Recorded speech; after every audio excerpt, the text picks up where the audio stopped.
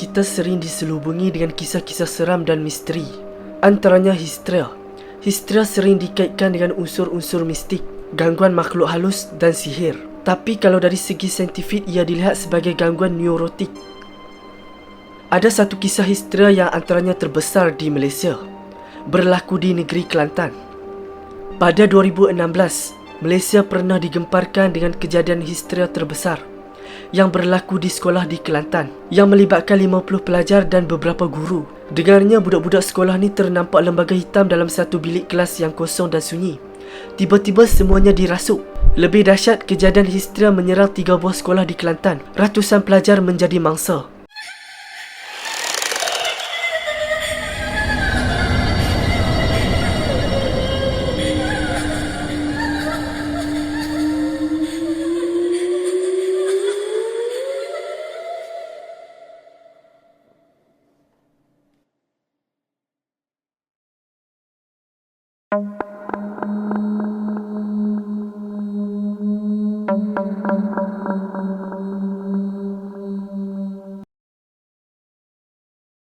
Seperti kebanyakan kes histeria, selalunya berlaku apabila seorang terkena histeria, yang lain akan berjangkit, terutama kepada mereka yang lemah semangat. Kes histeria ini berlaku di SMK Pengkalan Cepa 2 pada 2016. Bermula apabila seorang pelajar ternampak makhluk hitam yang dipercayai pocong dalam sebuah bilik sunyi dan kosong. Menurut seorang mangsa, selepas dia melihat kelibat hitam tu, tiba-tiba tangan dia jadi kebas dan fikiran jadi berserabut serta-merta. Kemudian dia meracau-racau dan berjangkit kepada pelajar lain. Apabila guru cuba menenangkan pelajar-pelajar yang terkena histeria ni, tiba-tiba dia terasa berat dan kemudian dia pun turut terkena histeria.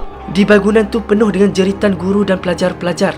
Menurut guru yang terkena histeria, katanya badannya terasa berat dan ada yang berpaut. Nampak kelibat hitam yang melintas dan dari situlah berlakunya histeria.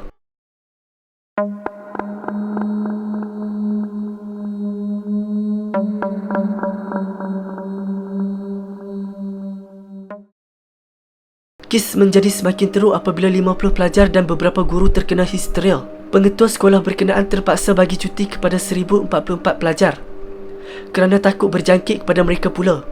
Keadaan semakin parah kalau 1000 pelajar lain terkena jangkitan histeria. Jadi untuk mengelakkan perkara itu berlaku, cuti diadakan selama 3 hari. Cuti peristiwa. Pihak sekolah pun menjemput pengamal perubatan Islam untuk cek kut-kutlah ada yang tak kena kat sekolah tu kan. Mengikut pengamal perubatan yang cek di sekolah tu, katanya ada kawasan di sekolah tu yang keras, atau bahasa mudahnya ada yang tak kena di kawasan tu. Jadi pengamal perubatan Islam tu cubalah untuk bersihkan kawasan tu.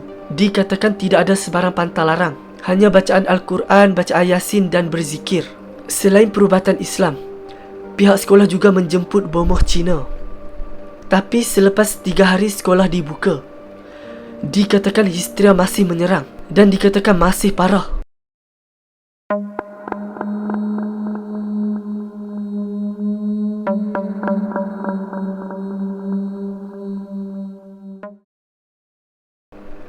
Menurut cerita-cerita mangsa, selepas ternampak kelibat hitam yang melintas, tiba-tiba badan jadi lemah. Tiba-tiba badan menjadi lemah dan berjangkit kepada pelajar-pelajar lain. Malah ada pelajar yang diserang 2 kali. Sangat menakutkan apabila mangsa dapat merasakan makhluk itu berhampiran. Apabila guru cuba nak tenangkan, guru tu rasa macam seolah-olah ditarik.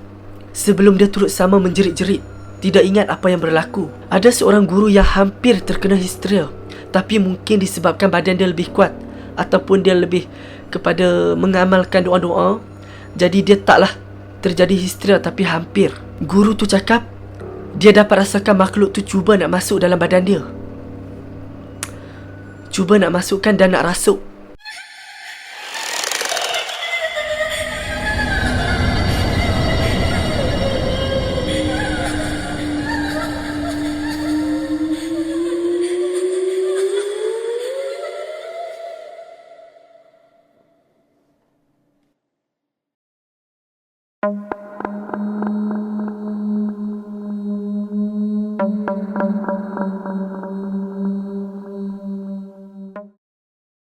Belum lagi reda kes histeria yang berlaku di sekolah di Pengkalan Cepa 2, di Sekolah Menengah Kebangsaan Kemumin dan Sekolah Menengah Kebangsaan Kubang Kerian 3, yang mana melibatkan 30 orang pelajar dan seorang guru.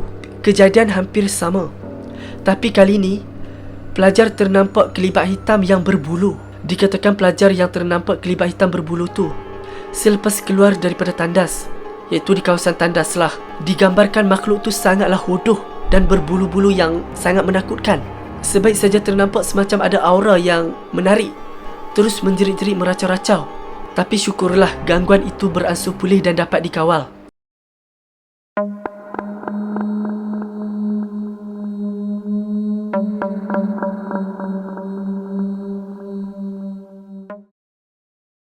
Kisah seram yang berlaku di sekolah di negeri Kelantan itu tersebar sehingga ke UK. Ada jurnalis ataupun wartawan BBC dapat maklumat misteri ni, jadi dia cuba selidik lah. Nak tahu apa yang berlaku, apa punca berlakunya histeria ni. Selidik punya selidik dan difahamkan. Mereka juga cuba dapatkan maklumat daripada pengetua sekolah. Tapi malangnya pihak BBC tak dapat jawapan yang spesifik. Satu-satunya jawapan yang dapat daripada pihak sekolah, jawapan daripada pihak sekolah katanya, kejadian histeria yang berlaku mungkin disebabkan gangguan jin ataupun roh-roh yang tidak tenang di kawasan berkenaan. Katanya mungkin disebabkan membuang sampah di kawasan sekolah yang secara tidak wajar, ataupun membuang merata-rata lah, sehingga menyebabkan makhluk tu suka dekat kawasan tu. Tapi memang betul lah kan, kalau tempat tu kotor, busuk, mestilah jin ataupun syaitan, jin-jin ni dia sukalah dekat kawasan yang kotor macam tu. Mana-mana tempat pun kalau kotor memang tempat-tempat dia lah. Selalunya histeria ni berlaku kepada perempuan. Tak tahulah kenapa lelaki jarang berlaku, tapi memang mostly berlaku kepada perempuan. Mungkin disebabkan perempuan lebih lemah kot. Yang pihak sekolah tu kata mungkin disebabkan pembuangan sampah yang secara tidak wajar menyebabkan berlakunya histeria tu. Aku rasa ada logiknya jugalah. Sebab aku pernah dengar cerita lah. Kisah ni lama dah aku dengar. Ada seorang perempuan. Seorang perempuan ni dia dirasuk. Sangat teruklah keadaannya, dirasuk. Sampailah satu tahap tu orang pun tak tahu apa punca dia dirasuk. Rupa-rupanya dia dirasuk disebabkan tuala wanita yang kotor. Katanya tuala wanita tu dibuang merata-rata, tak dicuci ataupun tak dibungkus dengan baik, dan dibuang secara merata-rata sehingga menyebabkan kawasan tu kotor dan berbau. Itulah berlakunya gangguan-gangguan jin. Itulah antara kisah yang melibatkan melibatkan wanita dan juga melibatkan tuala wanita yang kotor. So, aku rasa mungkin itu antara faktor yang boleh menjadi penyebab. Kejadian seram ataupun misteri ni tak akan pernah habis. Kita akan melaluinya ataupun dengar berita-berita macam ni dari semasa ke semasa. Jadi kalau anda ada kisah-kisah seram ataupun kejadian-kejadian pelik yang pernah berlaku kepada anda, bolehlah kongsi di ruangan komen. Okey, setakat itu saja dan semoga kita bertemu lagi di video seterusnya.